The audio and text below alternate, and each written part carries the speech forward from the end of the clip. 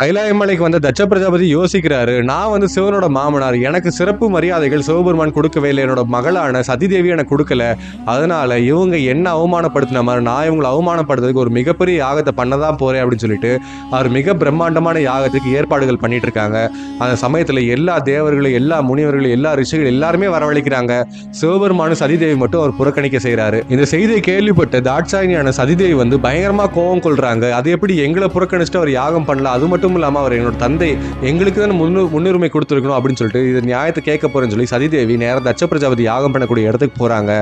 அப்போ அவர் தந்தையான தட்ச பிரஜாபதி சதிதேவி கேட்குறாங்க, எங்களை ஏன் புறக்கணிச்சுட்டு எங்களை ஏன் அவமானப்படுத்திட்டு இந்த யாகத்தை பண்றீங்க? எங்களுக்கு தானே முன்னுரிமை கொடுத்துருக்கணும் அப்படின்னு சொல்லி சொல்றப்பதான் தட்ச பிரஜாபதி சொல்றாரு, உங்களுக்கு முன்னுரிமை கொடுக்கணும்னு என்ன அவசியம் இருக்கு? உங்களை விட சிறந்தவங்களால என்னோட மற்ற மகள்களும் என்னோட மற்ற மருமகனையும் வச்சுட்டு நான் இந்த யாகம் பண்ணிக்கிறேன்.